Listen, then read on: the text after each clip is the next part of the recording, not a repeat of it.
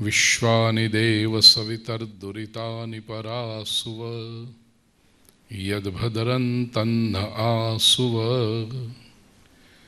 यत्र योगेश्वरः कृष्णो यत्र पार्थो धनुर्धरः तत्र श्रीर्विजयो भूतेर्ध्रुवानीतिर्मतिर्मम।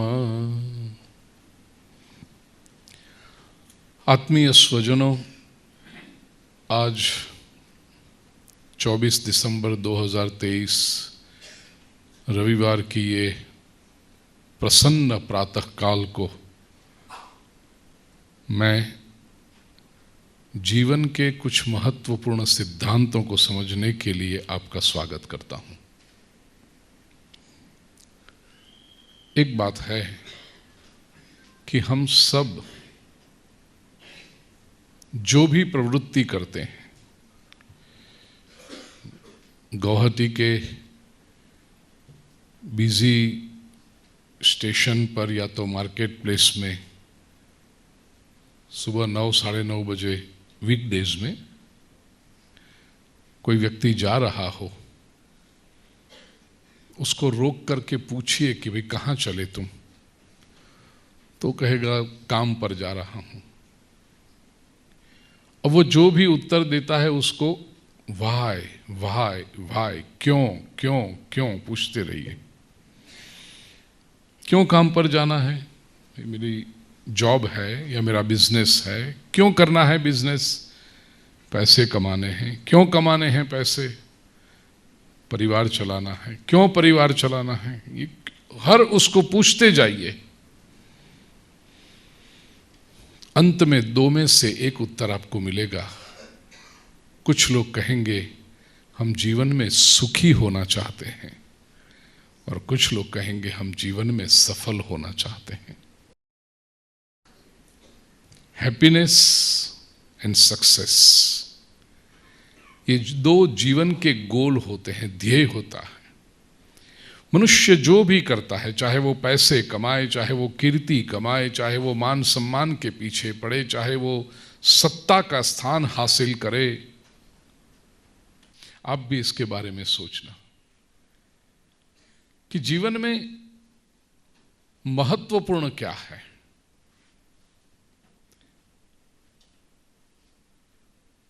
If you become successful, only then you derive happiness. Or if you are happy, there can be no better success than that. सफल होने से सुखी होते हैं, ये कितने लोग मानते हैं कि सफलता आवश्यक है जिससे सुख मिलेगा? हाथ ऊपर कीजिए। नहीं, उनको जो करना है बोलने दे, आप मत करिए। लेट हर, उसको अपना विचार बोलने दीजिए ना। ओके, 5-7 लोग ऐसे हैं जो कहते हैं कि सफल होना ये सुखी होने की निशानी है, और कितने लोग ऐसे मानते हैं कि जीवन में सुखी हो गए तो वो सबसे बड़ी सफलता है। मेजॉरिटी गुवाहाटी की ये कहती है कि सुखी हो गए तो वो सफलता है। प्रिय स्वजनों, सफल होना, उसमें कोई बुराई नहीं है। जीवन का लक्ष्य होना, लेकिन सफल कैसे हो? मैं जब युवा पीढ़ी के सामने बात करता हूं तो सफल कैसे होना चाहिए, वो सफलता का सूत्र, सफलता के मंत्र, अंग्रेजी में जो सक्सेस शब्द है वो स्वयं अपने आप में लेकर बैठा है। सक्सेस शब्द का जो स्पेलिंग है SUCCESS,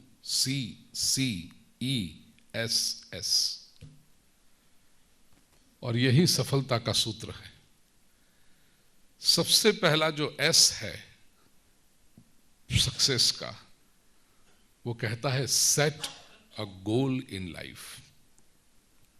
जीवन में कोई ध्येय का होना आवश्यक है।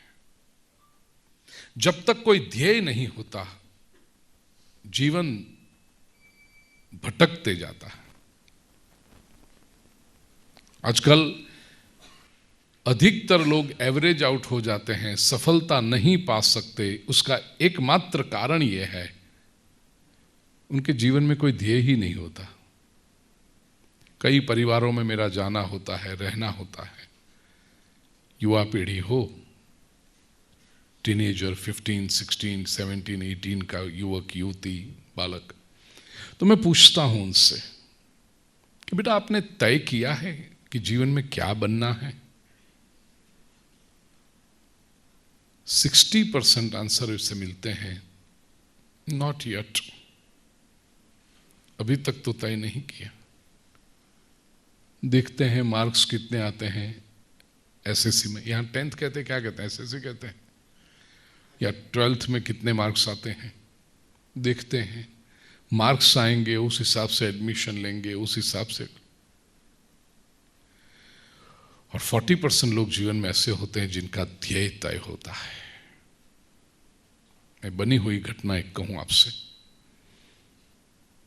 I was invited in a school, Mumbai में एक स्कूल में प्रवचन करने के लिए निमंत्रण था। और जब भी स्कूल कॉलेज में प्रवचन के लिए निमंत्रण होता है तो मैं तैयार हो जाता हूं तुरंत। आज भी अरुण जी ने और लाहौटी जी ने मुझे बताया कि यंगस्टर्स होंगे।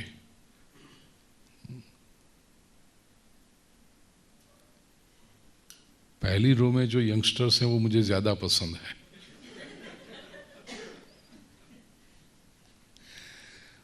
फिर बाद में तो यंगस्टर्स हैं ही।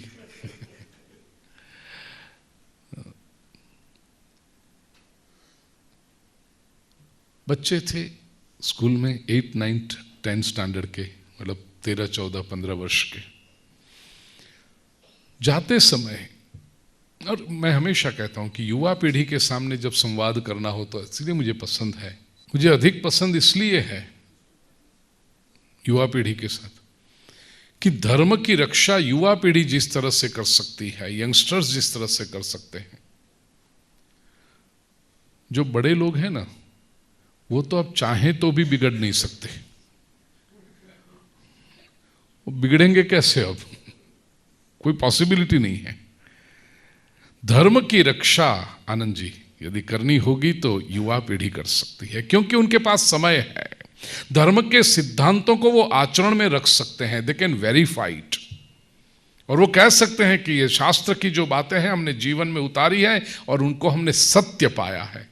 तो वो जो कहेंगे उसमें एक ऑथेंटिसिटी आती है। स्कूल में जाते समय मैं सोच रहा था कि ये जो नई पीढ़ी है, 14, 15, 16 वर्ष के युवा पीढ़ी, बालक, युवक, युवतियां मेरे सामने है, मैं प्रवचन की शुरुआत कैसे करूंगा? How am I going to address them?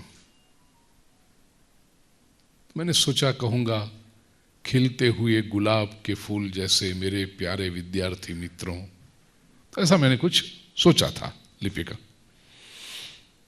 वहां गया तो कुछ 1200, 1500 युवक युवतियां, मतलब स्कूल के बच्चे यूनिफॉर्म में, और इतने अनुशासन से बैठे हुए सब। बीच में मेरी कुर्सी, फिर यहाँ सब कुर्सियां लगी हुई, प्रिंसिपल, वाइस प्रिंसिपल, ट्रस्टीज, और शुरुआत में सब इनके भाषण, हमारी स्कूल की स्थापना कैसे हुई, कितने साल हुए, कैसा डोनेशन दिया, बच्चे कैसे आते हैं, ये सब 1-1.5 घंटे तक वो चलता रहा। यहाँ कितना एकदम शॉर्ट एंड स्वीट पूरा कर दिया, लेस देन अ मिनट। वहाँ तो 1.5 घंटे तक वही चलता रहा। और बाद में जो मेरा परिचय दिया लंबा सा, और फिर जो महाशय थे उन्होंने कहा कि अब मैं पूज्य श्री भूपेंद्र भाई पंड्या जी को विनती करता हूं कि 2 मिनट के लिए वो। मैंने कहा 2 मिनट ही तो छोड़ी है तुमने, छोड़ी कहां समझा? बोलना तो सब तुम कर गए। माइक मेरे पास आया। शुरुआत में मैंने प्रार्थना की जैसे मैं हमेशा करता हूं, और फिर जैसे मैंने आंखें खोली तो ये सामने 1500 स्टूडेंट सब एकदम करके बैठे थे, कड़क होके। अब मैंने सोचा था कि खिलते हुए गुलाब के फूल जैसे प्यारे विद्यार्थी मित्रों, और मैं यहां सामने देख रहा हूं सब प्लास्टिक के फूल, सब एकदम कड़क से बैठे हुए हैं। और मैं जब जाऊं प्रवचन में तो मैं लाइवली ऑडियंस, क्योंकि इंटरैक्टिव बनाता हूं, लोग प्रेम से श्रद्धा से सुनते हूं तो आनंद आए, एकदम ऐसे सब बैठ के। बाद में मुझे पता चला कि इसमें मेरी कोई भूल नहीं थी, मेरे आसपास 2 अल्सेशियन बैठे थे ना, प्रिंसिपल और वाइस प्रिंसिपल। दिक्कत वहां थी, क्योंकि मेरे वो स्कूल में जाने के एक हफ्ते पहले से अनाउंसमेंट हो रही थी कि गुरुजी आने वाले हैं, बच्चे सब यूनिफॉर्म इस्त्री करके लाना, बाल में तेल डाल के आना, लड़कियां वो रिबन बांध के आना, नाखून काट के आना, शू पॉलिश करके आना। बच्चे बेचारे डर गए थे, न जाने कौन आने वाला है, और इन लोगों के लिए तो स्कूल की इंप्रेशन का सवाल था।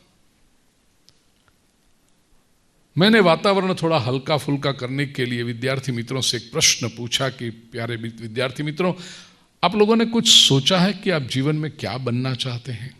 Have you decided what you want to be? 4-5 लोगों ने हाथ ऐसे खड़े किए। मैंने एक एक को उठा के पूछा।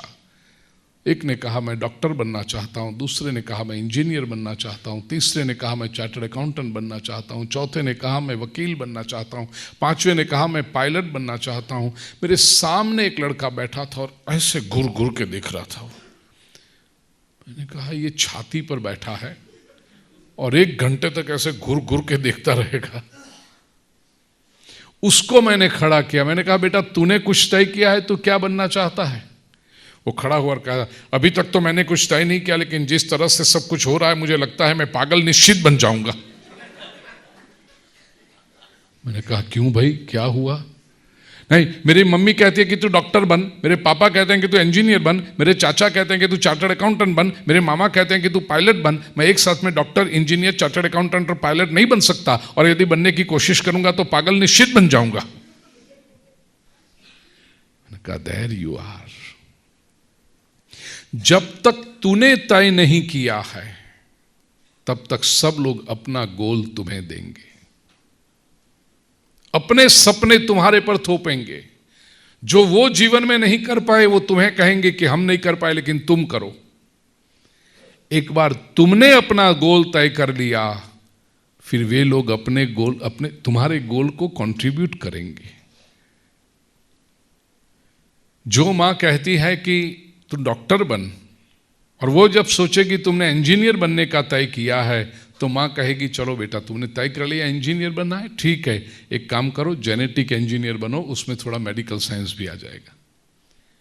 जो चाचा तुम्हें चार्टर्ड अकाउंटेंट बनने की बात कर रहे हैं, वो जब कहेंगे कि अब तुमने सोच लिया है कि जेनेटिक इंजीनियर बनना है, तो वो चाचा कहेंगे बेटा इसके लिए ये यूनिवर्सिटी अच्छी है और उस यूनिवर्सिटी में एडमिशन चाहिए, तो इतने कोर्स कर लो तुम। अब सब लोग तुम्हें अपना गोल और तुम्हारे गोल में कंट्रीब्यूट करेंगे।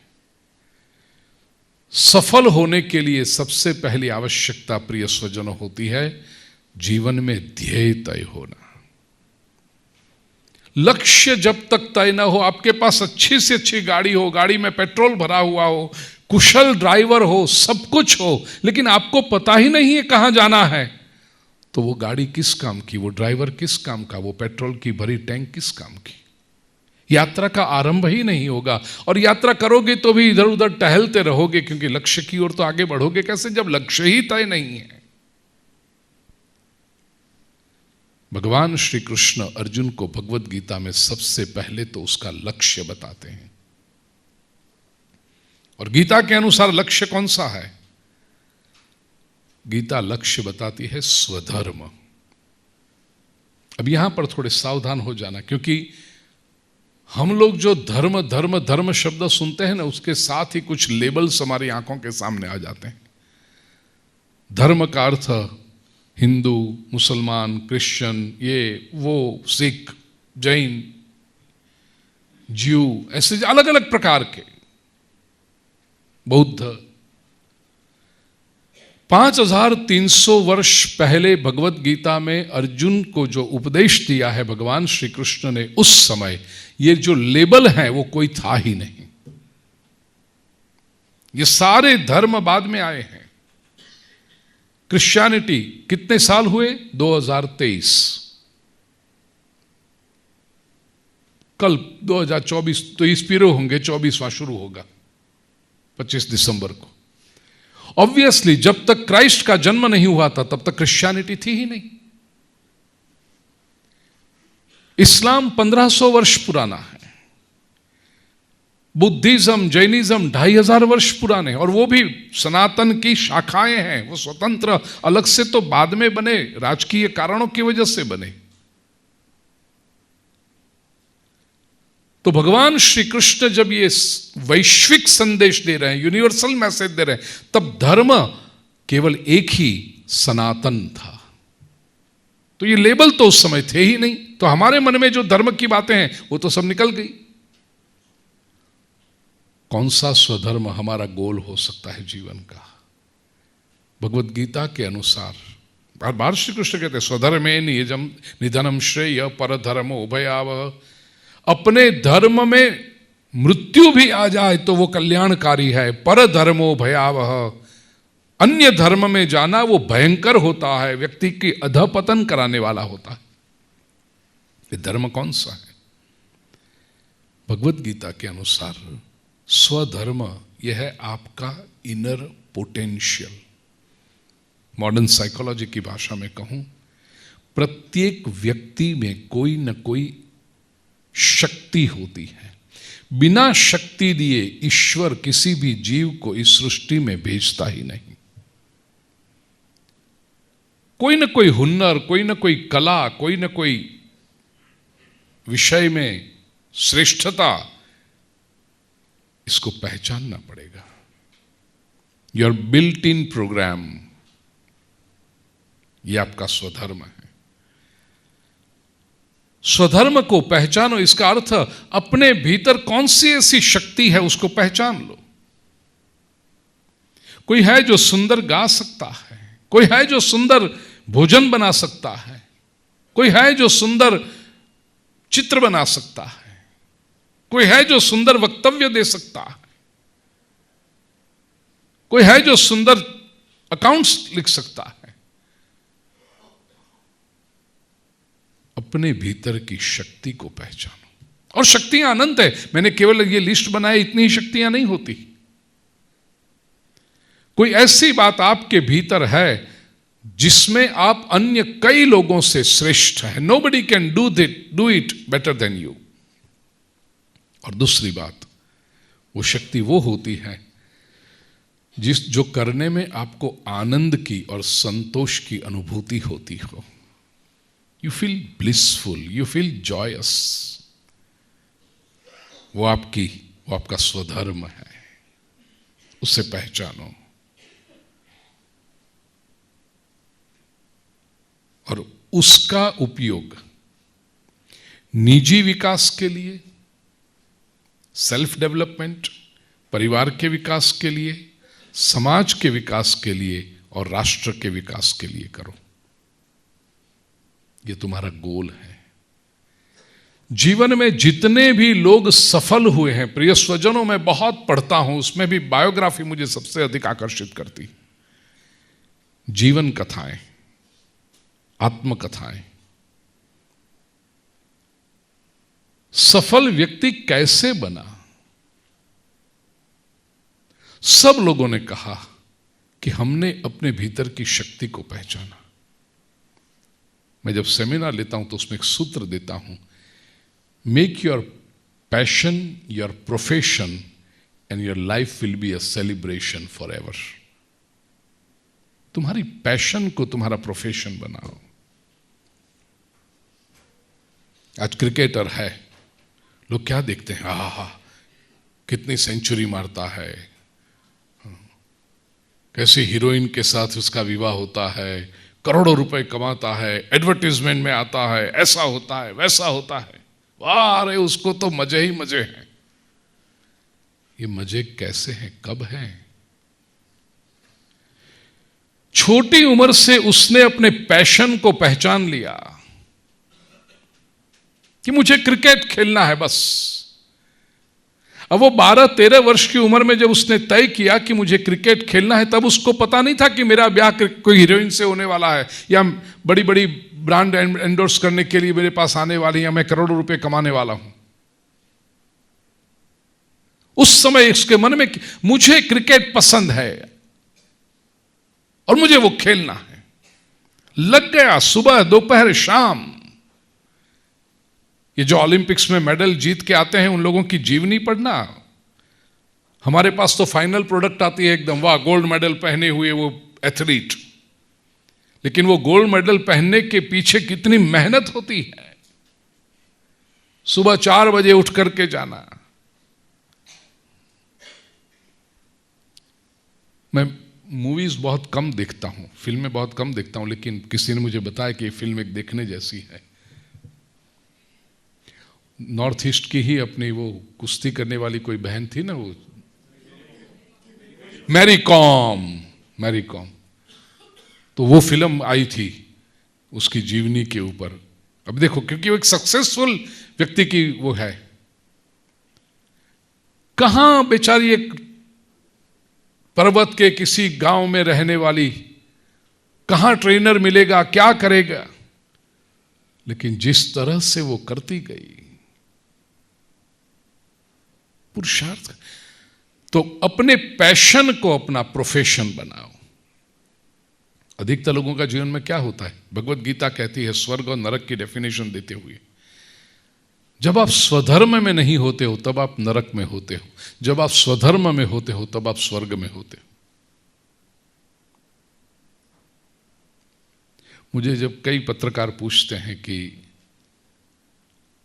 आज जो आप हैं धर्मोपदेशक संत, वो यदि न होते तो आप क्या होते, तो मैं हमेशा कहता हूं मैं धर्मोपदेशक संत न बन सका उसका पछतावा करता होता। मैं दूसरा क्या होता मैं नहीं जानता, क्योंकि बचपन से यही तय किया था।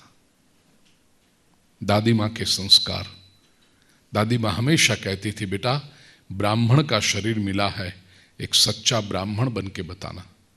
और मैं दादी मां से पूछता, मेरी उम्र 5-6 वर्ष की, मैं दादी मां से पूछता, दादी मां सच्चा ब्राह्मण बनना मतलब क्या होता है वो? तो दादी मां मुझे कहती बेटा सच्चे ब्राह्मण के 3 लक्षण हैं।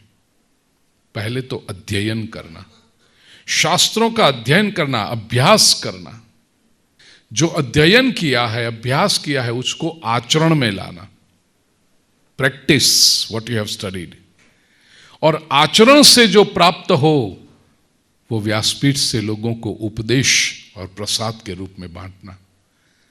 तो मेरे जीवन के ये 3 लक्ष्य बने, अध्ययन, आचरण, उपदेश। मेरे कथाकार भाई बहनों से मैं कहूं, आप किस परिवार में जन्म लेकर आए हो वो बात हो चुकी, वो इतिहास है, अब उसको बदल नहीं सकते हम, वो अतीत हो गया। लेकिन भविष्य को बना सकते हैं। आप जन्म से न सही कर्म से ब्राह्मण हो, और इसलिए आपका यह लक्ष्य है अध्ययन, आचरण, उपदेश। गीत तो बहुत सुंदर बहना, अब मैं प्रिया बार बार बोलूं तो आप बुरा मत माना, क्योंकि मुझे वो एक ही नाम याद है, बाकी जो सब आप मिलकर सबके लिए जो गा रहे थे मेरे आने पर, गुरु जी आएंगे, क्या गा रही थी प्रिया, तुम ऐसा कुछ गा रही थी ना? हाँ, मेरे गुरुदेव आएंगे। वो गीत गाते हो अच्छा लगता है, लेकिन गुरुदेव केवल कमरे में ना आए, गुरुदेव आपके अंतःकरण में आए। मैं चाहता हूं कि आपके दिल में आकर रहूं, और वो कैसे रहूंगा, ये 3 बातें मेरे जीवन से आप सीखना, अध्ययन, आचरण, उपदेश। पहले तो जो भी ग्रंथ हम श्रीमद् भागवत पर, रामायण पर, भगवत गीता पर, उपनिषद पर, हनुमान चालीसा पर, शिव पुराण पर, देवी भागवत पर, गणेश पुराण पर, कई शास्त्र हैं वेदों के ऊपर, जिस पर भी बात करना चाहें सबसे पहले तो हमें उसका अध्ययन करना। चार्टर्ड अकाउंटेंट्स के यंगस्टर्स बैठे हैं मेरे सामने, अध्ययन तो होना चाहिए। टैक्सेशन क्या है, अकाउंटिंग क्या है, वो अध्ययन करना पड़ेगा, उस पर आचरण करना पड़ेगा, और तब जाकर के उपदेश कर सकेंगे। तो ये गोल सेट करो जीवन में सफल होने के लिए। भगवान श्री कृष्ण ने अर्जुन से कहा है, अर्जुन ये तेरा स्वधर्म है, ये गोल है तेरा, तू क्षत्रिय है, और तेरा गोल क्या है? धर्म की रक्षा करना। अधर्म के मार्ग पर तेरे अपने लोग भी खड़े हों तो उनका विरोध करना, ये तेरा धर्म बनता है। भगवत गीता ने स्वधर्म की बड़ी क्रांतिकारी व्याख्या की है, बड़ी मौलिक व्याख्या की है। तो अपने इनर पोटेंशियल, जितना जल्दी आप अपनी आंतरिक शक्ति को पहचान पाएंगे, उतने जल्दी आप सफलता के मार्ग पर जा सकेंगे। और जो लोग अपनी आंतरिक शक्ति को नहीं पहचान पाते, वो जिंदगी तो सबकी निकल जाती है, 100 साल तो सभी के हो जाते हैं, उसमें कौन सी बड़ी बात है। लेकिन सफल होना और उसमें जो संतोष और आनंद की अनुभूति होती, एक छोटी सी टेस्ट आपको दे दूं प्रिय स्वजनों, आपको जीवन का लक्ष्य तय करने में मदद करेगी और इससे सफलता के मार्ग पर जा पाओगे। 2 प्रश्न अपने आप से पूछना। एक, समय की मर्यादा न होती, और दूसरा, पैसे कमाने की जिम्मेदारी या प्रेशर न होता, तो क्या आप यही करते जो अभी कर रहे हो? प्रश्न को समझना। If there was no restraint of time, and if there were no pressure to earn money, would you still do the same what you are doing now? जिन लोगों के प्रश्न का इसमें उत्तर हां आएगा, तो समझना कि आप स्वधर्म में हैं, और जिनका उत्तर ना में आएगा, तो समझना कि आप स्वधर्म में नहीं हैं। समझ लीजिए कोई व्यक्ति बैंक में जॉब कर रहा है। अब पूछो प्रश्नों से कि समय की मर्यादा ना होती और पैसे कमाने का प्रेशर ना होता, तो क्या ये बैंक में कैशियर बनते ही बैठते आप? कहेंगे नहीं, ये तो जिम्मेदारी है, घर चलाना है, तो ये नौकरी मिल गई इसलिए कर रहे हैं, जरा सोचते हैं कुछ और भी प्रकार का काम मिले, कुछ और करें। तो इसका अर्थ अभी जो आप कर रहे हो वो स्वधर्म नहीं है। लोगों ने कितनी कितनी बातें छुट्टियों में करेंगे, समय मिलने पर करेंगे, रिटायर होने पर करेंगे, उस पे छोड़ रखी है। पेंटिंग का शौक है तो कब करोगे? अभी तो जरा बहुत बिजी है, काम का प्रेशर इतना है, बस 58 वर्ष हो गए हैं, 2 साल में रिटायर हो जाएंगे ना, उसके बाद पेंटिंग ही करना है। इसका अर्थ ये 60 वर्ष तक आप स्वधर्म में नहीं थे।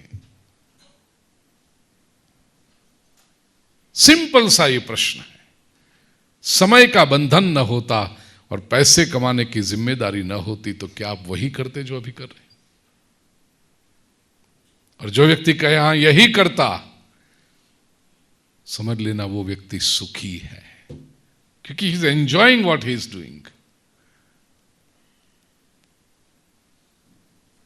दूसरी बात, you is for ultimate faith in the goal. जो लक्ष्य आपने रखा है, उस लक्ष्य में आपको श्रद्धा होनी चाहिए। मैं कुछ अच्छी प्रवृत्ति कर रहा हूं, मैं समाज के लिए उपयोगी प्रवृत्ति कर रहा हूं। कोई ऐसा भी कह सकता है ना कि भाई लक्ष्य बना लिया, जेब कतरा बनना है, गुवाहाटी से दिल्ली जाने वाली राजधानी में अपना यही काम जेब कतरा बनना है। जाते समय 4-5 पॉकेट मारेंगे, लौटते समय 4-5 पॉकेट मारेंगे। तो क्या यह श्रेष्ठ बन सकता है गोल? नहीं।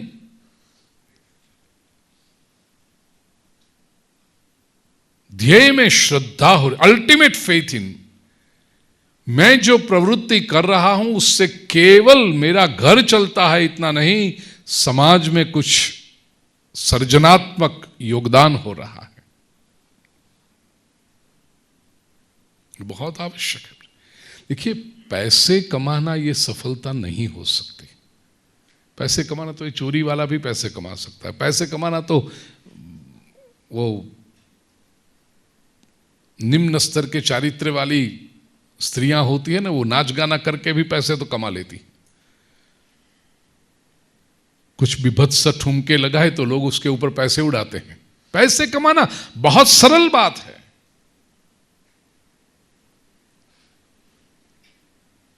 संतोष मिलेगा, गौरव की अनुभूति होगी, समाज में जाकर कह सकोगे कि हम ये करते हैं। प्रिय स्वजनों, जो भी जीवन का ध्येय रखा हो उसके प्रति गौरव होना चाहिए, श्रद्धा होनी चाहिए, तब सफलता का आनंद आता है। तीसरी बात, सी क्लैरिटी ऑफ थॉट्स। जीवन में सफल होने के लिए विचारों की स्पष्टता होनी जरूरी है। कंफ्यूज्ड व्यक्ति कभी भी सफल नहीं हो सकता। सफल व्यक्ति की ऑरा अलग होती है। अभी सुबह लिपिका मिलने आई थी, हमने कुछ बात की ये ऑरा के ऊपर।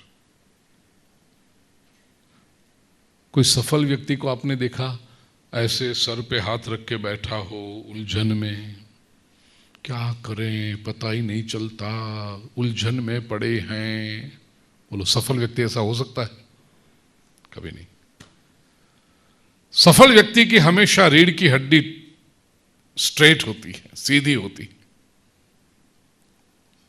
आत्मविश्वास उसमें दिखाई पड़ता है। क्यों? उसके पास एक क्लैरिटी है, स्पष्टता है विचारों की, और विचारों की स्पष्टता है इसलिए उसके पास प्लान तैयार है पूरा। चार्टर्ड अकाउंटेंट यदि बनना है तो उसके लिए ये चाहिए, मेरा मैथमेटिक्स अच्छा होना चाहिए, ये बात अच्छी होनी चाहिए, प्लान तैयार है उसका। चौथी बात है कंसिस्टेंसी। बिना पुरुषार्थ के कभी सफलता मिलती नहीं। प्रिय स्वजनों, याद रखना। दिखाई पड़ेगी आपको कोई सफल व्यक्ति है ना, क्योंकि मैंने जैसे कहा फिनिश प्रोडक्ट सामने आता है, लेकिन बरसों की मेहनत बहुत कम लोगों को पता होती। सातत्य चाहिए, कंसिस्टेंसी चाहिए। योग दर्शन में भगवान पतंजलि कहते हैं, सतु दीर्घ काल नैरंतर्य सत्कारा सेवितो दृढ़ भूमि। Success can never be a result of part time activity. हमेशा वो जीवन का मुख्य मार्ग होना चाहिए। टाइम मिला, संडे मॉर्निंग दोस्तों के साथ मिलकर क्रिकेट खेलते हैं मैदान में जाकर, वो नेशनल टीम में आएगा कभी? वो पार्ट टाइम एक्टिविटी है, उसकी एंटरटेनमेंट एक्टिविटी है। तो जो भी सफल होना है, अब जैसे पार्ट टाइम में अप्रैल में परीक्षा है, मार्च में किताब ढूंढने निकलेगा, वो जीवन में सफल हो सकता है? नहीं हो सकता। कंसिस्टेंसी चाहिए। सतु दीर्घ काल नैरंतर्य सत्कारा सेवितो दृढ़ भूमि। दीर्घ काल, फॉर अ लॉन्ग पीरियड, लंबे समय तक सातत्यपूर्ण, नैरंतर्य, निरंतरता से लगे रहना पड़ता है। भक्ति मार्ग में भी हरि से लगे रहो रे भाई, तेरी बनत बनत बनी जाई। अधिकतर लोग कंसिस्टेंसी नहीं होती, मंडुकता होती है। फ्रॉग होता है ना, क्या कहेंगे, मेंढक। वो मेंढक जैसे इधर उछलता है, उधर उछलता है, उधर उछलता है, ऐसे 6 महीना ये किया, 6 महीना उधर गए, 6 महीना इधर गए, वो कहीं के नहीं रहते।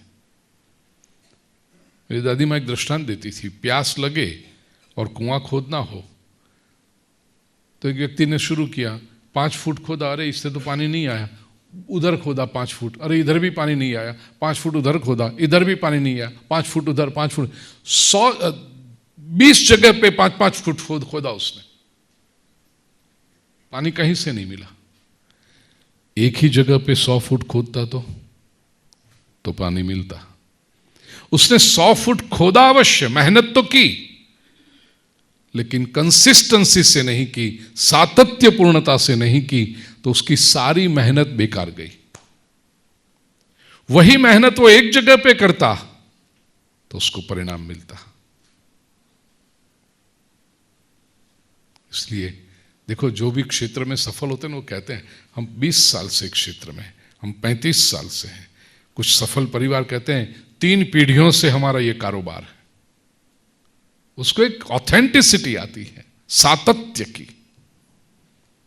दादाजी भी डॉक्टर थे, पिताजी भी डॉक्टर थे, बेटा भी डॉक्टर बना है, तो लोगों को एक श्रद्धा आती है, भरोसा आता है।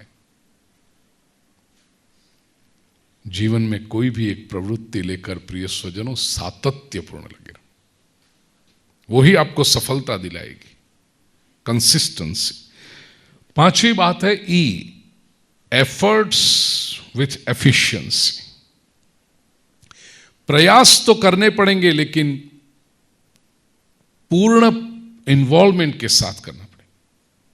इसी बात को भगवत गीता के 2 अध्याय के 50वें श्लोक में श्री कृष्ण कहते हैं, योग कर्मसु कौशलम। योग क्या है? कर्मसु कौशलम, एक्सेलेंस इन एक्शन। जो भी करो श्रेष्ठता से करो, अच्छी तरह से करो, केवल करने के लिए न करो। भोजन भी बनाओ तो ऐसा हो, मेरे हाथ का भोजन बने वो श्रेष्ठ होना चाहिए। अब कुछ घरों में भोजन बनता है, दाल भी बनेगी ना, 3 मंजिला दाल होती है, 3 तले वाली दाल। नीचे दाल, उसके ऊपर पानी और उसके ऊपर मसाला तैरते रहता है। चम्मच से हिलाओ तो थोड़ा मिला हुआ लगता है, चम्मच निकालो वापर 3 तले की दाल हो जाती वापस। और बेचारा पति 30-30 साल तक 3 तले वाली दाल खाता है। एक दिन वो बेचारा थका हुआ आया ऑफिस से, भूख लगी है और ये 3 तले वाली 3 स्टोरीड दाल आती है। परेशान हो गया, उसको लगता है चलो मैं बाहर ही जाऊं। थाली छोड़ के खड़ा हो जाता है, शर्ट पहनकर, जूते पहनकर बाहर निकलने की तैयारी करता है, तो उसमें से पत्नी भी किचन में से बाहर, कहाँ चले आप? पति कहता है मैं तो परेशान हो गया तेरी ये 3 तले वाली दाल से, होटल में जाता हूं मैं आज तो खाने। पत्नी कहती है 5 मिनट रुक जाइए। तो पति को आशा होती है 5 मिनट में ये खुद दाल बदल देगी। अच्छा, पत्नी कहती है नहीं, मैं कपड़े बदल लूं, मैं भी तुम्हारे साथ। ये दाल तो नहीं सुधरेगी।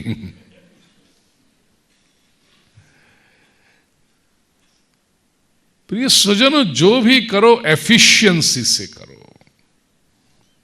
व्यक्ति को लगना चाहिए मेरा काम, उस पर मेरी सिग्नेचर, और केवल वो फिजिकल सिग्नेचर नहीं, श्रेष्ठता का मार्क होना चाहिए। अब तो हाथों से लिखने का बहुत कम हो गया, लेकिन व्यक्ति मेरे हाथ का लिखा हुआ पत्र केवल हैंडराइटिंग देख के समझ जाएंगे, नीचे नाम भी न लिखा हो तो भी पता चलेगा इसने लिखा है। मेरा ड्राफ्टिंग हो तो ऐसा होना चाहिए, मेरे द्वारा बनाई हुई बैलेंस शीट हो तो ऐसी होनी चाहिए। श्रेष्ठता। मैं कथा भी करूं तो लोगों को पता चले कि इसके जैसी कथा नहीं होती कहीं पर।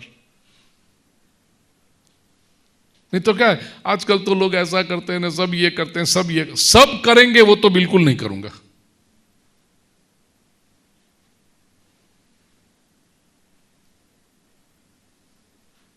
एफर्ट्स विथ एफिशिएंसी, ये बहुत आवश्यक। 6ठी बात है एस सिंसियरिटी। जो भी करो प्रिय स्वजनों, गंभीरता से करो। और 7वीं बात, अंतिम जो एस है सक्सेस का, सेटिस्फैक्शन विद द रिजल्ट। सफल होने के लिए भी आवश्यक है, कई लोग सब कुछ अच्छी तरह से करते हैं, फिर परिणाम आया उसमें इतना असंतोष रखते हैं, नहीं ऐसा क्यों हुआ, हमने तो बहुत कुछ किया था, ये नहीं सोचा था कि ऐसा मिलेगा, ये होगा, करके अपने पूरी शांति को, सुख को नष्ट कर देते हैं। मैंने मेरा कार्य श्रेष्ठ रूप से किया है, परिणाम जो परमात्मा है। इसी को भगवत गीता के 2 अध्याय के 47वां श्लोक, आप सभी को कंठस्थ है, बोलिएगा मेरे साथ में, कर्मण्येवाधिकारस्ते मा फलेषु कदाचन मां कर्म फल हेतुर्भुः माते संगोस्त्व कर्मणि। कर्मणि एव अधिकारः ते, बड़ा प्रसिद्ध श्लोक है भगवत गीता का ये। प्रिय सुजन, एक बात ये कह दूं, कुछ लोगों ने गीता के नाम पर भी अनाप शनाप दुर्बल विचारों को फैलाना शुरू कर दिया। कई घरों में आप जाओगे, कई ऑफिस दुकानों में एक बोर्ड टंगा हुआ देखोगे, गीता सार, और फिर उसमें लिखा है जो हुआ अच्छा हुआ, तुम क्या लेके आए थे, क्या लेके जाओगे, बस जो। ये बोर्ड यदि जब देखो आप गीता सार वाला, जो हुआ अच्छा हुआ वाला, पहले उसको निकाल के कचरे में फेंक देना। ये गीता सार नहीं है। गीता में श्री कृष्ण ने कहीं पर भी ये नहीं कहा जो हुआ अच्छा हुआ, क्या लेके आए थे, क्या लेके जाओगे। ये बीमारियों की बात, ये दुर्बलता की बात श्री कृष्ण कभी नहीं करते। यदि जो हुआ अच्छा हुआ ये कृष्ण को कहना होता तो फिर अर्जुन को प्रेरणा क्यों देते युद्ध करने की। यदि दुर्योधन राज्य कर रहा है, अच्छा हुआ, तुम्हें जंगल में भटकना पड़ रहा है, अच्छा हुआ, जो हुआ अच्छा हुआ। नहीं, दुर्योधन गलत है, उसका विरोध कर, धर्म की रक्षा कर। ये पॉजिटिव मैसेज भगवान श्री कृष्ण देते हैं।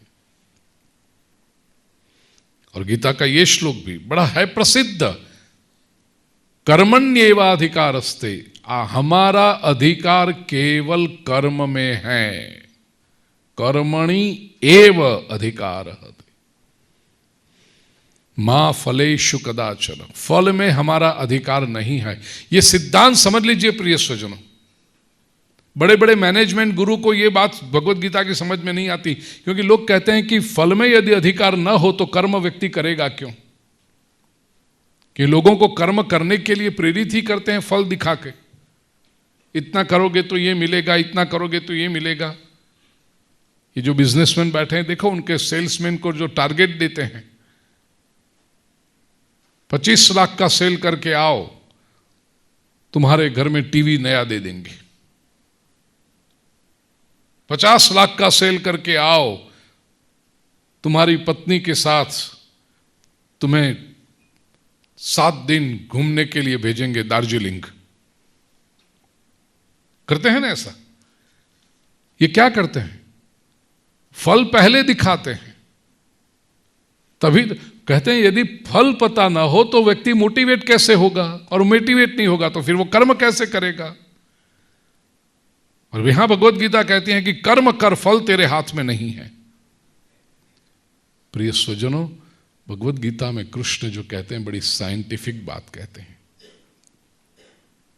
कर्म भी हम करें और फल भी हम तय करें, ये तो ऐसी बात हुई कि परीक्षा में पेपर भी हम लिखें और मार्क भी हम ही दें। परीक्षा में पेपर यदि हम लिखते हैं तो मार्क देने वाला कोई दूसरा ही होना चाहिए, तभी वो मार्क सही कहलाएंगे। हम ही पेपर में लिखें और हम ही चेक करके मार्क देते जाएं, ये रिजल्ट पे भरोसा कौन करेगा। दूसरी बात, कर्म वर्तमान में होता है, फल भविष्य में होता है। हमारा अधिकार वर्तमान पर है, भविष्य पर हमारा अधिकार कैसे हो सकता है। अरे भविष्य में हम भी रहेंगे नहीं, किसको पता है। चाइनीज माइथोलॉजी में एक कहानी है। एक राजा था और उसका सेनापति। बचपन से दोनों साथ में बड़े हुए, क्योंकि ये सेनापति का पिता सेनापति था, राजा का पिता राजा था।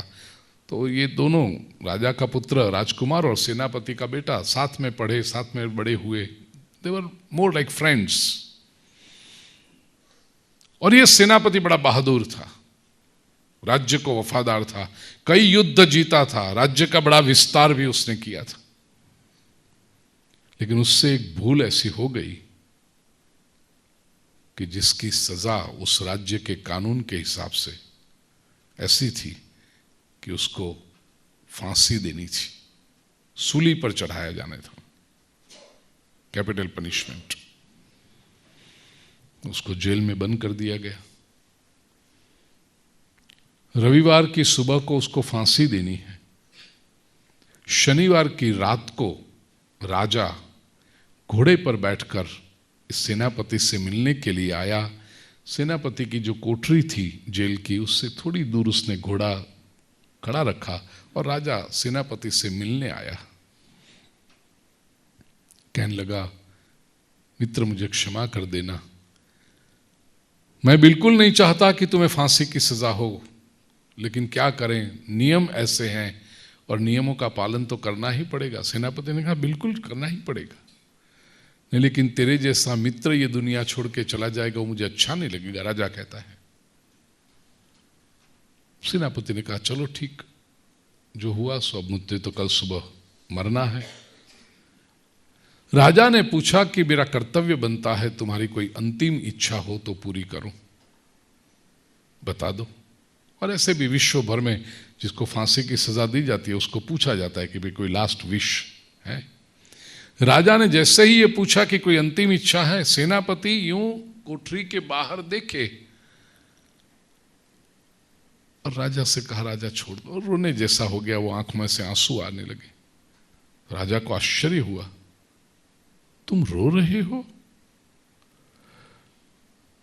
डर गए मृत्यु से? सेनापति ने कहा, नहीं, मृत्यु से नहीं डरता, मृत्यु को तो मैंने मेरी आंखों के सामने नाचते हुए देखा। इतने युद्ध लड़ा, इतने शत्रुओं का संहार किया, मैं मौत से नहीं डरता। वापस ऐसा देखकर आंखों में आंसू। तो राजा ने कहा, फिर क्यों रो रहे हो? ऐसा देख के सेनापति कहता है, राजा छोड़ो ना बात को। नहीं नहीं, बताओ क्या बात है। सेनापति ऐसा देख के कहता है, राजन बात ऐसी है कि मैं एक विद्या सीखा था। अरे राजा छोड़ो छोड़ो, इस बात को छोड़ दो। नहीं नहीं, बताओ क्या बात है, कौन सी विद्या सीखे थे? राजन वो विद्या ऐसी थी कि मैं घोड़े को उड़ना सिखा सकता हूं और ये विद्या मेरे सिवा किसी दूसरे को नहीं आती। छोड़ो ना राजा, कोई और बात करते हैं, चलो बात। राजा कहने, बताओ क्या है ये, रो क्यों रहे हो? लेकिन सेनापति कहते हैं, राजा बात ऐसी है कि ये विद्या मेरे सिवा और कोई नहीं जानता सारी पृथ्वी पर। अब कल प्रातः काल मेरी तो मृत्यु हो जाएगी। दुख मुझे इस बात का है कि ये विद्या मेरे साथ खत्म हो जाएगी, पूरे विश्व में इस विद्या का कोई जानने वाला नहीं रहेगा। छोड़ो राजा, छोड़ो बात।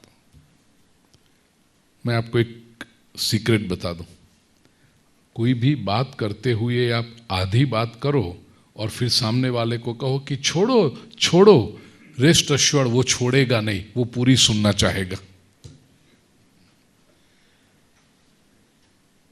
सेनापति ने जब ये कहा राजा बात छोड़ो, तो राजा कहता नहीं नहीं, बताओ क्या है, तुम रो क्यों रहे हो? सेनापति ने कहा, राजन बात ऐसी है कि वो घोड़े को उसके लिए पर्टिकुलर ब्रीड के, पर्टिकुलर टाइप का घोड़ा चाहिए जो मुझे अभी तक नहीं मिला था। आज तुम जिस घोड़े पर बैठकर आए हो ना, वो उस जाति का घोड़ा है जिसको उड़ना सिखाया जा सकता है। छोड़ो लेकिन राजा, अब मेरे पास कहाँ समय है, कल सुबह तो मेरी मृत्यु हो जाएगी। राजा ने कहा, अब तो बिल्कुल न छोड़ो तुझे। राजा के मन में लालच आ गई, घोड़ा उड़े, वाह। पूछा सेनापति से, कितना समय लगेगा? सेनापति कहते हैं, राजा 6 महीने लगेंगे, लेकिन मेरे पास कहाँ समय है। 1 साल लगेगा, लेकिन मेरे पास कहाँ 1 साल का समय है, मैं तो कल सुबह चला जाऊंगा। छोड़ो राजा, छोड़ दो। राजा ने कहा नहीं। राजा ने सोचा, 1 साल के अंदर घोड़ा उड़ेगा, दुनिया में मेरी कीर्ति फैल जाएगी कि अरे वाह, ये राजा तो उड़ते हुए घोड़े पर बैठता है। तुरंत उसने निर्णय कर दिया, सेनापति से कहा, तुम्हारी फांसी की सजा 1 साल के लिए मैं स्थगित कर देता हूं। पोस्टपोन करता हूं, ये घोड़ा ले जाओ, उड़ना सिखाओ। यदि 1 साल के अंदर तुमने घोड़े को उड़ना सिखा दिया तो तुम्हारी सजा माफ हो जाएगी, और नहीं सीखा घोड़ा 1 साल के अंदर तो बिल्कुल 1 साल के बाद इस तारीख को फिर से तुम्हें फांसी। घोड़ा लेकर के सेनापति घर पे आया। प्रिय स्वजन, अब जरा सोचना, सुबह जिसके पति को, जिस परिवार के मुखिया को फांसी मिलने वाली हो, उसकी रात को घर वालों की क्या दशा होगी। ये सेनापति के माता पिता, पत्नी, उसके संतान सब रो रहे थे बैठकर। उसने में ये आया घोड़ा लेकर, सब लोग खड़े हो गए। पत्नी ने तो पूछा, आप आ गए? सेनापति कहता, हाँ। क्यों आए, लेकिन कैसे आ गए आप ऐसे? क्या जेल तोड़ के आए? और राजा तो बहुत कड़क, एक तो ऐसी सजा मिली, जेल तोड़ के वापस आए तो हमको सजा मिलेगी, कुछ ऐसा होगा। सेनापति कहता, शांत हो जा रही भगवान, लेकिन कैसे आए आप वापस? सेनापति ने पूरी बात बताई। बात सुनकर पत्नी ने फिर से रोना शुरू कर दिया। सेनापति कहता है, अभी क्यों रो रही? अब तो मैं आ गया हूं ना। पत्नी कहती है, मैं जानती हूं तुम्हें ऐसी कोई विद्या नहीं आती, तुम झूठ बोले राजा के पास, लेकिन झूठ भी इतनी अच्छी तरह से बोले कि राजा सच मान गया। अब जब समय ही मांगा घोड़े को उड़ाने का तो 1 साल क्यों कहा? 10 साल कह देते, 15 साल कह देते। ये 1 साल तो कल पूरा हो जाएगा। अब तो हमारा दुख लंबा हो गया, क्योंकि हमें पता है कि तुम्हें विद्या तो आती नहीं है, 1 साल के बाद मरना निश्चित है। तो अब कल से दिन गिनना शुरू कर दें। यूं तो कल फांसी लग जाती तो 15 दिन के बाद हम काम पे लग जाते ना। ये तो 1 साल पोस्टपोन हो गया हमारा दुख। 365, 364, 363 दिन गिनना शुरू, हमारा दुख और लंबा हो गया। क्यों किया आपने ऐसा? सेनापति अपनी पत्नी से कहता है, अरे भगवान, 1 वर्ष भी बहुत लंबा समय होता है। और अंत में कहानीकार लिखता है कि वो 1 वर्ष में राजा की मृत्यु हो गई, घोड़े की मृत्यु हो गई, और सेनापति की भी नेचुरल डेथ से मृत्यु हो गई। 1 साल भी बहुत लंबा समय होता है।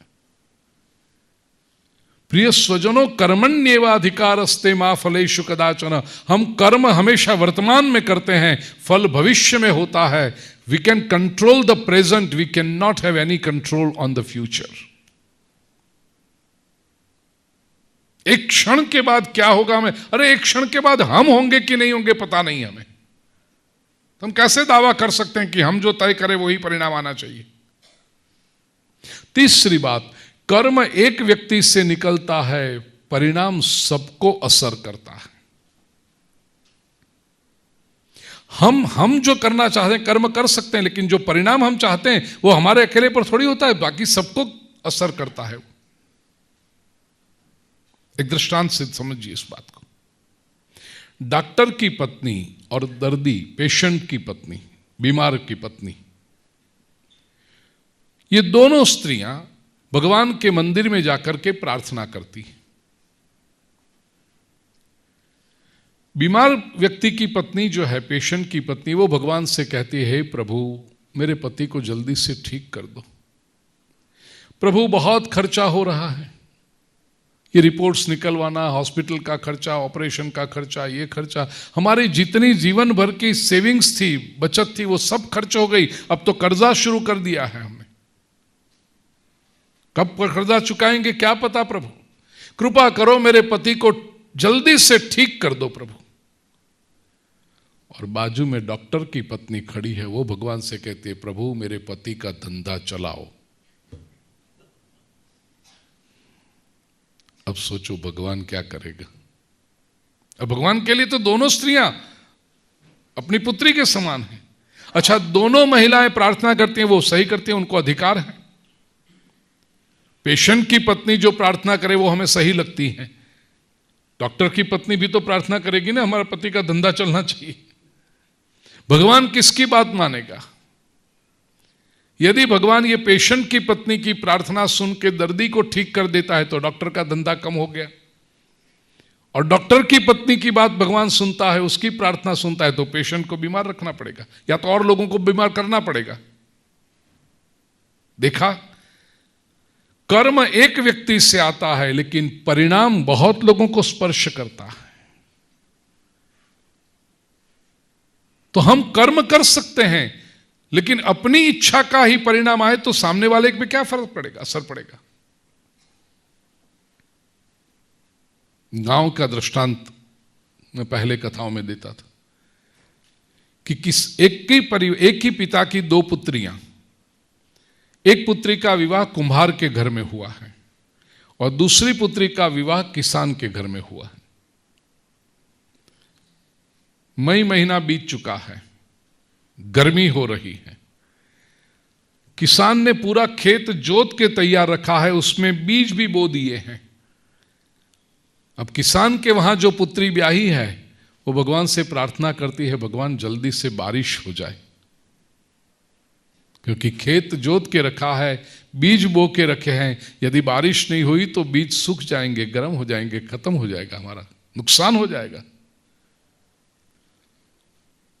और कुम्हार के वहां जो पुत्री ब्याही है वो कहती है हमने मटके बना करके धूप में सुखाने को रखे हैं, प्रभु एक हफ्ता बारिश मत आने देना, नहीं तो हमारे सारे मटके भीगे हो जाएंगे। दोनों बहनें हैं लेकिन दोनों की इच्छा अलग अलग, भगवान को प्रार्थना कर रही, भगवान किसकी बात सुनेगा, बारिश देगा या नहीं देगा। देखा, कर्म हम करते हैं, परिणाम सबको स्पर्श करते हैं, तो कर्म हमारे हाथ में हो सकता है, कर्मण्येवाधिकार, परिणाम तय करने वाला तो कोई हायर अथॉरिटी ही होनी चाहिए। परिवार में भी देखो, एक पिता नौकरी करता हो, महीने के 10,000 रुपए कमाता है, समझो दृष्टांत के लिए कहता हूं, पत्नी है, बेटा है, बेटी है, वृद्ध मां है जो बीमार रहती है, और ये सारा खर्चा उसको वो 10,000 में से करना है। बीमार मां की दवाई भी लानी है, पत्नी कहती है मुझे नई साड़ी चाहिए, बेटा कहता है जूते नए चाहिए मुझे, शूज, और बेटी कहती है कि फ्रॉक चाहिए, नया ड्रेस चाहिए। अब तीनों ने अपनी अपनी डिमांड तो रख दी, वो तो पिता तय करेगा ना। हां, सबकी इच्छाएं पूरी करेंगे अवश्य,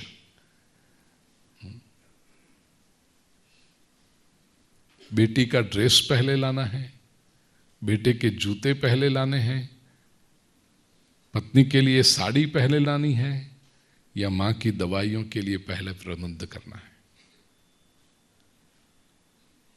अब सब लोग अपनी अपनी डिमांड रख देते हैं, हम भगवान के सामने अपनी प्रार्थना रख देते हैं, हम हमारे किए हुए कर्म परमात्मा के सामने रख देते हैं, फल तो परमात्मा ही तय करे, कर्मण्येवाधिकारस्ते मा फलेषु कदाचन।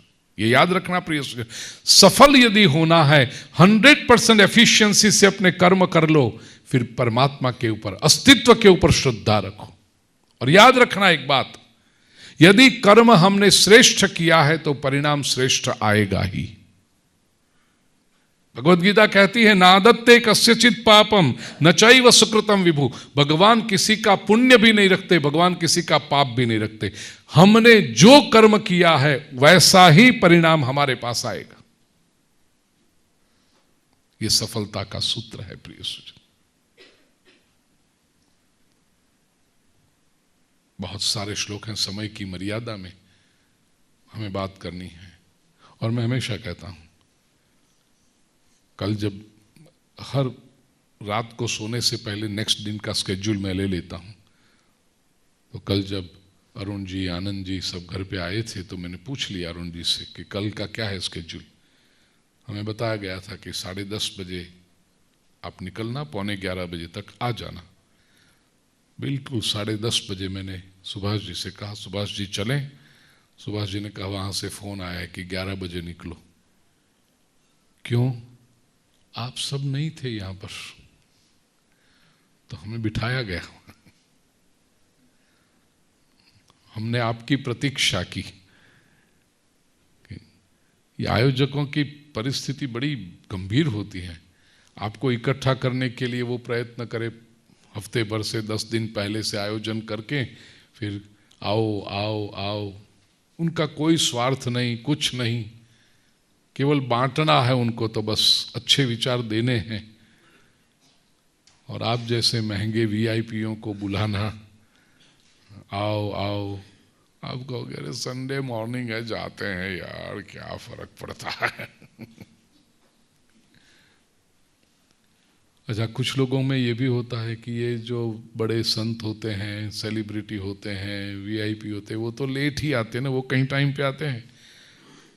वो हमसे ही कुछ गलतियां हुई हैं पहले, मतलब ये कुर्सी पर बैठने वालों से गलतियां हुई हैं ऐसी कि वो लेट ही आते हैं। तो समाज में एक माहौल सा बन गया है कि वो तो लेट ही आते हैं, इसलिए लोग जानबूझकर लेट आते हैं। 11 बजे का टाइम है, गुरुजी थोड़ी टाइम पे आएंगे, वो तो लेट ही आएंगे। अब मैं अलग हूं, मैं तो समय बताया तो समय पे तैयार रह जाता हूं मैं। तो फिर कभी कभी ये आयोजकों की हालत होती है कि यहाँ कोई होगा नहीं, गुरुजी को कैसे बुलाएं, तो फिर वो पहले आपको बुलाते हैं, फिर हमें बुलाते हैं। ये इनकी आयोजकों की वेदना भी जरा समझिए। फिर सुभाष जी मुझे बेबी सिटिंग करते हैं बिठा के घर पे। शाम को कथा में निकलना हो तो तैयार होते हैं हम 3:30 बजे पहुंचने के लिए, फिर वहां से फोन आता है नहीं थोड़ी देर, तो फिर सुभाष जी मुझे कहते हैं, जैसे कोई बेटा जिद करता हो तो बेटा दूध पिएगा, बेटा चॉकलेट खाएगा, तो ऐसे सुभाष जी मुझे कहते हैं गुरुजी ग्रीन टी पियोगे। तो मैं समझ जाता हूं कि वहां से फोन आया है कि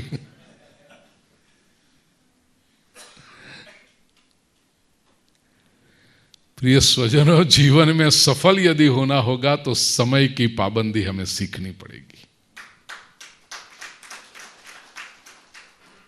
वी मस्ट वैल्यू टाइम। कुछ सूत्र जो जीवन में रखे हैं, यदि हम समय का मूल्य नहीं रखेंगे तो समय हमारा मूल्य नहीं रखेगा। If we don't value time, time will not value us. समय का मूल्य समझे। जेब में से 10 रुपए की नोट यदि गिर जाए ना, तो लोग कहते हैं 10 रुपए की नोट गिर गई, 10 रुपए की नोट गिर गई। लेकिन 10 मिनट यदि खराब हो जाए तो कोई उसके बारे में चिंता नहीं करता। और आपको पता है, 10 रुपए की नोट गिर गई तो फिर से कमा सकोगे। जीवन में से 10 मिनट चली गई, वो मिनट फिर से कभी नहीं आएगी। लाखों रुपए चुका करके भी आप वो 10 मिनट नहीं ले आते। समय का मूल्य समझना हो। 1 वर्ष का मूल्य क्या है यदि समझना हो तो विद्यार्थी जो फेल हुआ है उससे पूछो कि 1 वर्ष रिपीट करना पड़ता है तो कितना होता है। 1 महीने का मूल्य क्या है वो समझना हो तो जिस माता ने अपने बालक को जल्दी जन्म दे दिया है, 9 महीने पूरे होने से पहले 8वें महीने या 7वें महीने में जन्म दिया है, उस माता से पूछिए कि 1 महीने का मूल्य क्या होता है। वो बालक की तबीयत देख के उसको पता चलता है, संभालना जो पड़ता है उसको। 1 घंटे का मूल्य क्या है वो यदि समझना हो तो उस व्यक्ति से पूछो जो पेपर में लिखना चाहता था और लिख नहीं पाया। 10 मिनट का मूल्य या तो वो क्या है वो समझना हो तो जो कोई ट्रेन चूक गया 1 मिनट का, या फ्लाइट चूक गया, 1 मिनट लेट पहुंचे आप रेलवे स्टेशन पर, ट्रेन जाती हुई दिख रही है, उसको पता चलेगा 1 मिनट का मूल्य क्या है। और 1 सेकंड का मूल्य क्या होता है समझना हो तो गोल्ड से सिल्वर या सिल्वर से ब्रॉन्ज मेडल जिसको मिला है ना रेस में, उस खिलाड़ी से पूछो 1 सेकंड यदि 1 छलांग मार लेता तो गोल्ड मेडल मिल जाता। और वो तो मिली सेकंड्स में होता है, सेकंड में भी नहीं। समय का बहुत मूल्य होता है प्रिय स्वजनों।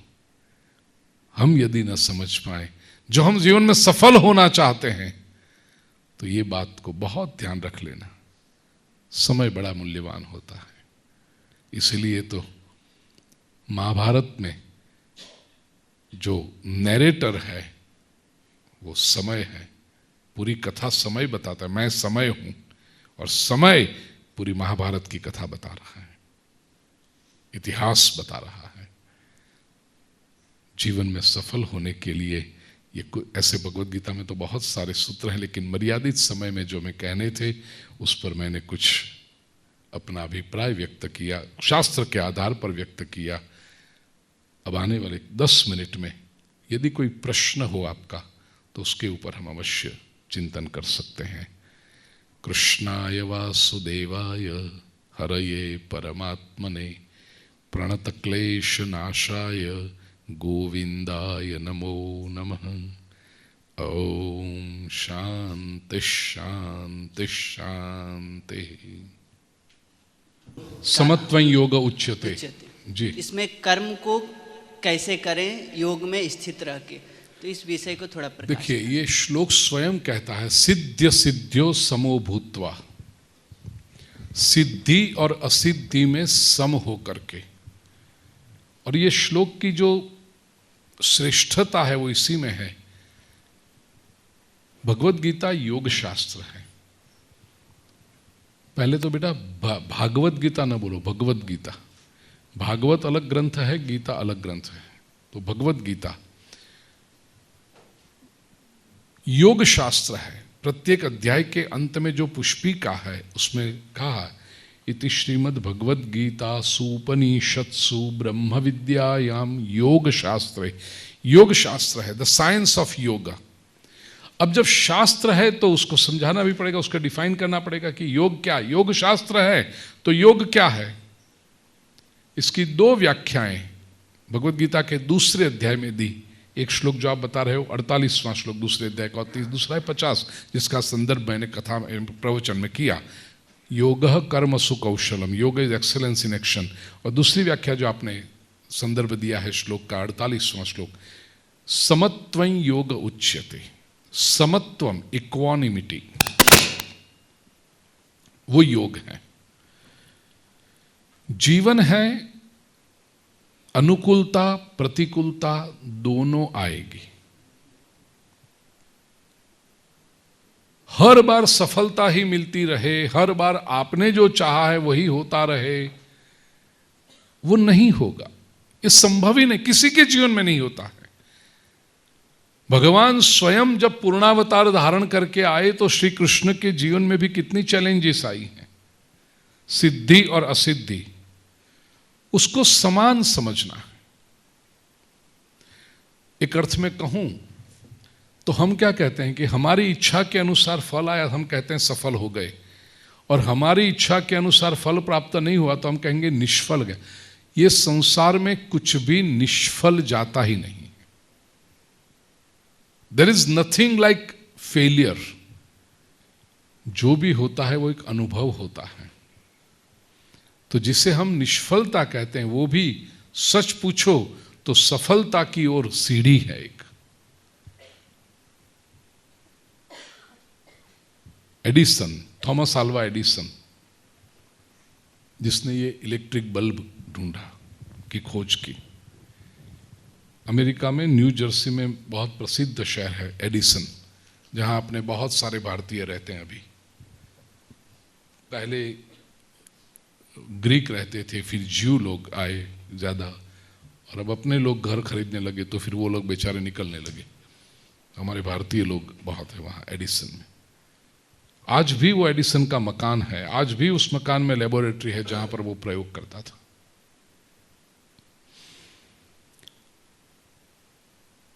सातत्य की जो बात मैंने कही प्रवचन में, वो एडिसन से सीखने जैसी है। वो रिसर्च कर रहा था, प्रयोग कर रहा था, उसके साथ में 2-3 विद्यार्थी भी थे। 2-3 विद्यार्थी भी थे उसके साथ में। अब एक प्रयोग कर कुछ खोज रहे थे वो, उसमें 900 बार निष्फलता मिली। और जो प्रयोग करने की तरीका ये है, प्रयोग करो तो ये हम कर रहे हैं, फिर उसका परिणाम क्या है वो भी जर्नल बनाते जाते हैं, लिखते जाते हैं कि ये परिणाम नहीं मिला, नहीं मिला, नहीं मिला, निष्फल गए। तो साथ में जो असिस्टेंट थे उन्होंने कहा सर अब ये छोड़ दो, 900 बार में निष्फलता, 900 प्रयोग किए, कितना हमारा समय गया, कितने हमारे संसाधन गए, रिसोर्सेज गए। Probably this is not meant to be, ये होगा ही नहीं, ये संभव ही नहीं है। हम क्यों अपना वक्त खराब कर रहे हैं, हम क्यों अपना समय खराब कर रहे हैं, क्यों अपनी शक्ति संपत्ति खराब कर रहे हैं? कुछ और संशोधन करें, कुछ छोड़ो इसको। एडिसन ने हंसते हुए कहा, अब तो इसको छोड़ ही नहीं सकते। अरे लेकिन 900 बार हम निष्फल गए। एडिसन कहते हैं इसीलिए तो अब सफलता के बहुत नजदीक हैं। क्यों? ये तुम कहते हो 900 बार निष्फल गए, मुझे लगता है कि 900 ये तरीके नहीं है। इतना तो हमें पता चल गया ना कि इसको ढूंढने का ये तरीका नहीं है, अर्थात हम तरीके के अब समीप आ गए हैं। इसको कहते हैं सिद्ध सिद्ध्यौ समो भूत्वा। जिसको हम निष्फलता समझते हैं वो सच पूछो तो निष्फलता नहीं है, वो सफलता की ओर एक और कदम है। और ऐसी स्थिति में भी जो मन को शांत रख सके, इक्वानिमिटी, समत्वं योग उच्यते, जैसे तराजू के दोनों पलड़े समान रहते हैं, यही योग है। अधिकतर लोग क्या होते हैं, न वो सफलता को स्वीकार कर सकते हैं न निष्फलता को स्वीकार कर सकते। सफलता थोड़ी सी आ गई तो मानो कूदने लगते हैं वो, और निष्फलता आ गई तो व्यथित हो जाते हैं, निराश होकर के सर कूटने लगते हैं, अरे रे रे बेकार गया बेकार गया बेकार गया। एक बात को याद रखना, ये संसार में कोई भी प्रयास आप करते हैं वो कभी बेकार जाता ही नहीं। भगवद गीता में श्री कृष्ण ने कहा, स्वल्पमप्यस्य धर्मस्य त्रायते महतो भयात्। धर्म का छोटा सा भी आचरण यदि आप करोगे वो बड़े भय से आपको बचा लेता है। यहां व्यर्थ कुछ जाता ही। भगवद गीता के 6 अध्याय में अर्जुन पूछता है भगवान श्री कृष्ण से प्रश्न कि प्रभु आप जो ये ध्यान की बात करते हो, निष्काम कर्मयोग की बात करते हो, समझो हमने वो 50-60 वर्ष की आयु में किसी ने सुनी ये बात और उसने प्रयास शुरू किया, साधना शुरू की, 100 वर्ष की आयु में शरीर शांत हो गया, सफलता नहीं मिली, साधना अभी अधूरी है, की है, प्रयास किया, 40 साल तक प्रयास किया, अधूरी है, सफलता नहीं मिली और शरीर शांत हो गया, तो क्या होगा? इसने ये 40 वर्ष तक जो साधना की वो सब बेकार जाएगा? भगवद गीता के शब्दों का मैं प्रयोग करूं जो अर्जुन कहता है श्री कृष्ण से, छिन्नाभ्रमिव नश्यति। जैसे बादल घिर कर आए और बारिश न हो और बादल बिखर जाए, क्या ऐसे वो सारे कर्म बेकार चले जाते हैं? भगवान श्री कृष्ण अर्जुन को उत्तर देते हुए कहते हैं, अर्जुन एक बात ध्यान रख, ये संसार में जो भी करते हैं वो कभी व्यर्थ जाता ही नहीं है। ये संसार में किया हुआ कोई भी कर्म व्यर्थ नहीं जाता। जिसने इस जन्म में साधना की, सिद्धि नहीं मिली, पार्थ नैवेह नामुत्र विनाशस्तस्य विद्यते नहि कश्चित् क्षणमपि जात नहि कल्याणकृत कश्चित् दुर्गतिं तात गच्छति। ये 2 सूत्र मुझे भगवद गीता के इतने मेरे कॉलेज के युग में मोटिवेटिंग रहे। कल्याण की प्रवृत्ति छोटी सी भी करो, उसकी कभी दुर्गति नहीं होगी। स्वल्पमप्यस्य धर्मस्य त्रायते महतो भय। धर्म का स्वल्पमपि, थोड़ा सा भी आचरण करो, वो मनुष्य को बड़ी से बड़ी मुसीबत से बचा लेता है। तो there is nothing like failure. इस जन्म में नहीं कर पाए, अगले जन्म में उसका जन्म अच्छे परिवार में होता है, संस्कारी परिवार में होता है। शुचिनाम श्रीमताम गेहे योग भ्रष्टो विजायते अथवा योगिनामेव कुले भवति धीमताम तत्रतम बुद्धि संयोगम। वहां जाकर के अपना वो यात्रा आगे शुरू करता है। ये स्थिरता रखना प्रिय स्वजन। कोई भी व्यक्ति अपनी अपेक्षा के अनुसार घटना न हो उसको सहन नहीं कर पाता है। लोग डिप्रेशन में चले जाते हैं, लोग फ्रस्ट्रेशन में चले जाते हैं, लोग रिबेल हो जाते हैं और सीधे अथॉरिटी को चैलेंज करने लगते हैं। यदि भगवान होता तो ऐसा क्यों हुआ? परीक्षा में अपनी धारणा के अनुसार मार्क नहीं आए तो सीधी अथॉरिटी को चैलेंज करते हैं। ये पेपर चेक करने वाला ही गलत आदमी था, वो अपनी वाइफ के साथ झगड़ा करके बैठा होगा पेपर चेक करने के लिए, इसने मुझे मार्क नहीं दिए। मेरी कोई भूल हो सकती है, मुझ में कोई न्यूनता हो सकती है, वो स्वीकार करने के लिए तो तैयार ही नहीं। तो ब्लेम गेम शुरू कर देते हैं, सामने वाले का दोष। और कोई प्रश्न? हाँ जी, अंतिम प्रश्न ये ले लेंगे, एक लास्ट वाला। बहना 1 मिनट, तो फिर यंगस्टर्स का प्रश्न लूंगा मैं। हाँ जी। हमारे जैसे सनातन धर्म में इतने सारे रिचुअल्स है, लाइफ को जीने का तरीका बताया गया है, बट आज के ज़माने में क्या हुआ, टाइम से आते आते काफ़ी कुछ डिस्टॉर्ट हो चुका है। पता नहीं है कि क्यों करना होता है। किसी से पूछते भी हैं तो बोलते हैं नहीं बस करना है ऐसा। किसी के पास रीज़न नहीं है हमें समझाने को कि हम ये रिचुअल कर रहे हैं तो क्यों कर रहे हैं, इसका महत्व क्या है। तो अगर हम लोग ये खुद स्टडी करना चाहें कि क्यों करना चाहिए, तो हम लोग कहाँ कर सकते हैं ये सब स्टडी? नाम क्या है बेटा तेरा? अनामिका। अनामिका, देखो धर्म को समझना होगा बेटो, तो 5 बातें समझनी होगी। एक, जैसा तुमने कहा, रिचुअल्स, परंपरा। दूसरा, धर्म। तीसरा, ईश्वर। चौथा, तत्वज्ञान। और 5वां, अध्यात्म। ये 5 कॉन्सेप्ट को समझ लो। जब तक ये 5 को नहीं समझोगे, धर्म के बारे में तुम्हारी समझ अधूरी रहेगी।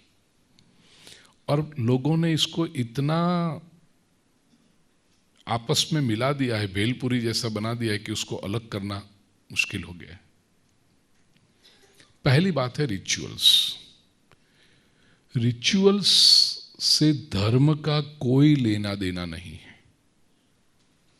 रिचुअल्स से स्पिरिचुअलिटी का लेना देना नहीं है। Rituals particular geographical area, particular social conditions को लेकर बनाए जाते हैं। तो if someone follows rituals, it does not necessarily mean that that person is religious और स्पिरिचुअल। इस बात को समझ लें। यहां आप असम में बैठी हो, तो असमीज कम्युनिटी, और उसमें भी कितने अलग अलग परिवार, कितने अलग अलग जातियां होगी, उस सभी के रिचुअल्स अलग अलग होते हैं और वो होंगे ही। This is human nature. केवल भारत की या केवल सनातन की बात नहीं करता हूं मैं, तो पूरे विश्व में घूमता हूं परमात्मा की कृपा से। सभी लोगों के, सभी समाजों के रिचुअल्स अलग अलग होते हैं। आप अफ्रीका में जाओ, वहां की अलग अलग जातियों में, अलग अलग लोगों में अलग अलग रिचुअल्स हैं। अब ऑस्ट्रेलिया में जाओ, वहां जो एबोरिजिनल्स हैं उनके रिचुअल्स अलग अलग हैं। जैसे हमारे यहां कहते हैं जनजाति, ऐसे ऑस्ट्रेलिया में भी है जनजाति, उनके रिचुअल्स अलग हैं। साउथ अमेरिका में जाओ, इवन अमेरिका में जो रेड इंडियंस थे, ओरिजिनल वहां के लोग, उनके रिचुअल्स अलग हैं। आज भी वो फॉलो करते हैं उसको। रिचुअल्स धर्म नहीं हो सकता। Yes, they do have some meaning, either depending on the geographical condition or depending on that particular time frame. मैं एक छोटा सा रिचुअल अभी जो मेरे दिमाग में आ रहा है वो बताऊं। गुजरात में है, नॉर्थ राजस्थान में भी कहीं कहीं है। किसी के घर में बालक का जन्म हुआ हो और वो न्यूबॉर्न बेबी को लेकर के आपके घर आए पहली बार, तो एक रिवाज ऐसा, एक रिचुअल है कि वो बेबी के सर में तेल डालते हैं। कितने लोगों को पता है ये ऐसा रिचुअल? ये देखिए, कुछ लोग नहीं उधर है, देखो कुछ लोग हाथ ऊपर कर रहे हैं। वो बेबी के सर में तेल डालते हैं। अब ये कोई धर्म नहीं है, ऐसा कोई शास्त्र में, वेद उपनिषदों में, पुराणों में, महाभारत में, कहीं रामायण में कहीं नहीं लिखा है, लेकिन ये रिचुअल है। तो मैंने रिसर्च किया, मैं तो रिसर्च का आदमी हूं। मैंने कहा ये क्यों होता है? अब बाकी के लोगों को पता नहीं इसका अर्थ है कि वहां नहीं। असम में है ऐसा कोई कि कोई न्यूबॉर्न बेबी जाए तो वो तेल डालते हैं? ऐसा असम में नहीं होगा। है प्रिया, आप ना बोलते, वो प्रिया कहती है। और यहाँ हमारे जो है, देखो वनवासी का सब जो गांव में कहते हैं। अब उसके पीछे कारण है, क्या कारण है कि बालक जब नया नया जन्म होता है ना, तो आपने देखा होगा उसका जो मस्तक का हिस्सा है ना, वो सॉफ्ट होता है, वो तुरंत गर्म हो जाता है। धूप में आए या तो बहुत ज़्यादा ठंडी में आए तो ये पार्ट नीड्स प्रोटेक्शन। तो उसको कैसे मिलेगा कि भाई जिसके वहाँ गए, घर से निकलते समय उसने तेल लगाया होगा, लेकिन ये धूप के कारण, अतिशय ठंड के कारण अलग हो गया होगा, तो बालक को प्रोटेक्ट करने के लिए वो तेल फिर से लगा दो उसको। अच्छा, अब वो केवल ये कहेंगे तो लोग कहेंगे भी तेरा बच्चा है, तू लगा, मैं क्यों लगाऊं, मैं हमारा तेल क्यों बिगाड़े। तो रिचुअल्स में क्या होता है, एक छोटा सा डर उसमें लगा के जोड़ देते हैं। ये सोशल साइंटिस्टों की कीमिया है। गुजरात में ऐसा माना जाता है कि यदि कोई माँ पहली बार अपने बालक को लेकर आई है और उसके सर पे आप तेल नहीं डालोगे तो तुम्हारे घर में चूहे बढ़ जाएंगे। है ऐसी मान्यता? ये देखो आसाम में भी है। अब देखो कहां गुजरात, कहां आसाम। भले आदमी इस बालक के सर में तेल नहीं डाला तो चूहों को कैसे पता चलेगा कि ये बालक आया घर में, हम चलो इस घर में जाकर रहे। There is no logic. लेकिन वो रखा क्यों रखा कि हमारी जो कृषि प्रधान संस्कृति है, सबके घर में अनाज भरा होता है, साल साल भर का जो खेत से आया है वो, और चूहे यदि बढ़ जाएंगे तो हमारा अनाज खराब हो जाएगा। इतना सारा अनाज खराब हो, उससे बेहतर है कि एक चम्मच तेल इसके सर पे डाल दे हम, तो बालक का सर बना रहेगा, अच्छा रहेगा। वो बालक के लिए है। तो ऐसे रिचुअल्स आ जाते हैं। फिर समय भी चलते हुए उस रिचुअल में थोड़ी सी वो चेंजेस भी आते हैं, ये भी आता है। तो प्रत्येक रिचुअल के पीछे यदि ढूंढने जाओगे बेटा अनामिका, तो कोई ना कोई तुम्हें ऐसा साइंटिफिक रीजन मिल जाएगा। लेकिन फिर से मैं कहूं, ये धर्म नहीं है, ठीक है? वो बालक के स्वास्थ्य के लिए है। दूसरा होता है धर्म। धर्म किसे कहते हैं? धारणा धर्म मित्याहु धर्मो धारयते प्रजा। प्रजा को धारण करने के लिए जो सेट ऑफ नॉर्म्स है, सेट ऑफ रूल्स है, उसको कहते हैं धर्म। जब भी लोग साथ में आकर समूह में रहना शुरू करते हैं तो कुछ नियम बनाने ही पड़ते हैं। छोटा सा गांव होगा, चलो उसमें नियम सबसे कम होते हैं, लेकिन जैसा बड़ा होने लगा, समूह बड़ा होने लगा, तो फिर ट्रैफिक के नियम आ जाते हैं कि भाई गाड़ी लेफ्ट हैंड साइड पे ही चलेगी। और ट्रैफिक बढ़ने लगा तो ये नो एंट्री, ये गली में नहीं जा सकते। फिर वहां एक या तो सिग्नल लाइट लगा दो, लाल बत्ती होगी तो ये गाड़ी वाले खड़े रह जाएं, ये लाइन वाले चलें, फिर ये लाइन वाले खड़े रह जाएं, ये लाइन वाले, ये नियम बनाने पड़ेंगे तो ही व्यवस्था टिकेगी। और यदि व्यक्ति कहे कि हम ये व्यवस्था को नहीं मानेंगे, हम ये नियम को नहीं मानेंगे, तो व्यवस्था टूट जाएगी, उसमें सबको तकलीफ होगी। जैसे कोई एक शहर को, कोई एक गांव को चलाने के लिए नियमों की आवश्यकता है, ऐसे पूरे विश्व को चलाने के लिए जो नियम है उसको कहा धर्म। सत्यम वद धर्मंचर मातृदेवो भव पितृदेवो भव आचार्य देवो भव अतिथि देवो भव। ये सारे धर्म के नियम हैं। सत्य बोलो, आवश्यक है। ये संसार में सभी लोग झूठ बोलना शुरू हो जाएगा, there will be a chaos. कोई किसी को सच बात बताए ही नहीं। हम कितने डिस्टर्ब हो जाते हैं। एयरपोर्ट पे आप जाओ और फ्लाइट डिले है और वो एयरलाइन वाले बताए नहीं कि कितनी डिले। अरे भाई बताओ कितनी डिले है। नहीं सर हमें बस हो जाए, बस करके 3 घंटा निकाल दे, आप कितनी तकलीफ में आ जाते हो। क्यों? क्योंकि वो सच नहीं बोल रहा है। यू एक्सपेक्ट कि भाई सच बताओ हमें, तो हम दूसरी हमें एक्शन लेनी है, हम कैंसिल करें फ्लाइट, कोई दूसरी फ्लाइट लेकर जाएं, घर पे वापस चले जाएं। बताओ हमें। तो प्रत्येक व्यक्ति की अभिलाषा है कि मेरे साथ सच बोला जाए। इसको इस धर्म बनाया, उसको सत्यम वद, ये धर्म है। असत्य कोई बोलेगा तो वो अधर्म है। चोरी करना पाप है। क्यों? मेरी वस्तु मुझे पूछे बिना कोई ले जाए तो मेरे केओस हो जाएगा। आपके घर में आपकी पेन हो या तुम्हारी हेयर पिन हो, तुम्हारी कोई छोटी बहन या दीदी या भाभी ले गई, अरे मेरी हेयर पिन यहां पड़ी थी, कहां गई? पूछा नहीं। अब वो चोरी नहीं है, कोई घर की बात है, एक ही है, फिर भी तुम कितनी अस्वस्थ हो, मैंने रात को सोते समय यहां रखी थी, कहां गई? हर कोई दूसरे की वस्तु लेके चला जाए, पूछे ही नहीं, तो केओस हो जाएगा, समाज टिकेगा नहीं, अव्यवस्था हो जाएगी। वो व्यवस्था टिकाने के लिए आवश्यक है कि दूसरे की वस्तु उसको पूछ कर मैं लूं। यदि उसको पूछे बिना लेते हैं तो वो चोरी है, वो अधर्म है। तो धर्म क्या हुआ? These are the rules so that the society runs smoothly.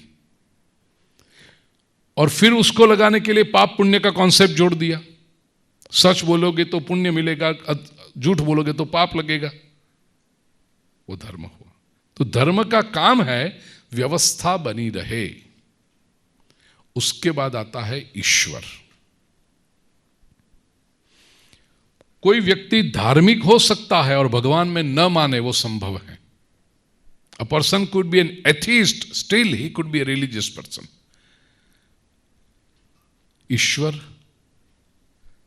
अपने से श्रेष्ठ सत्ता का स्वीकार, कोई कंट्रोलिंग पावर का स्वीकार, उसको कहते हैं ईश्वर। और जब मनुष्य ऐसा सोचे कि मैं यहां आया कैसे, फिर सोचने पर लगता है कि मैं आया नहीं हूं, क्योंकि हम तय करके तो आए नहीं। इस दिन आना है, जन्म लेना, ये परिवार में जन्म लेना, ये शहर में या ये गांव में जन्म लेना है, हमने तय किया था।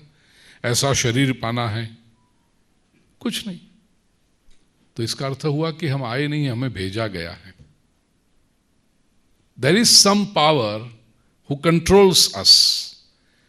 उसके इशारे पे हम आते हैं, उसके इशारे से हम चले जाते हैं। न हम अपनी इच्छा से आते हैं, न अपनी इच्छा से जाते हैं। तो वो पावर कौन सा है, उसके बारे में जिज्ञासा, उसको पाने की, उसका साक्षात्कार करने की अभिलाषा, ये सारी बातें आती हैं ईश्वर तत्व में। चौथी बात है तत्व ज्ञान, दर्शन। ये सृष्टि क्या है, कैसे चलता है सब? ये सृष्टि केओस नहीं है, there is a system and it is a self operative system. तो इतनी अच्छी ये सिस्टम कैसे चल रही है, उसके रहस्यों को समझने का प्रयास, ये है दर्शन शास्त्र, ये है तत्व ज्ञान। To understand the existence and the laws of existence. और अंत में फिर आता है अध्यात्म, स्पिरिचुअलिटी। आत्मनि अधि इति अध्यात्म। ये संसार, ये अस्तित्व, ये ईश्वर, उससे मेरा क्या संबंध है? I as an individual, how am I connected with this entire universe and the operator of the universe? Am I just a small tool in this entire machine? Or am I an integral part of this entire system? उसको कहते हैं अध्यात्म। अपने स्व को पहचानना, the pure self, not just the body, not just the name, not just the relationships, but the pure self. मैं कौन हूं? And what is the purpose of my being here on this planet earth, in this body called human homo sapien? उसको समझना, वो है अध्यात्म। और ये पांचों बातें म्यूचुअली एक्सक्लूसिव है। वो सबका कबाड़ा करके हमने उसको एक धर्म में डाल दिया। व्यक्ति धीरे रिचुअल से ऊपर उठ के धर्म की ओर जाएगा, धर्म से ऊपर उठ के ईश्वर के अस्तित्व को स्वीकार करेगा। ईश्वर की बात जब सोचेगा तो तत्वज्ञान का चिंतन करने लगेगा, और तत्वज्ञान का चिंतन करते करते वो अध्यात्म की ओर आगे बढ़ेगा। This is the path, right? तो केवल रिचुअल्स पे अटक जाना वो तो प्राइमरी है बेटा।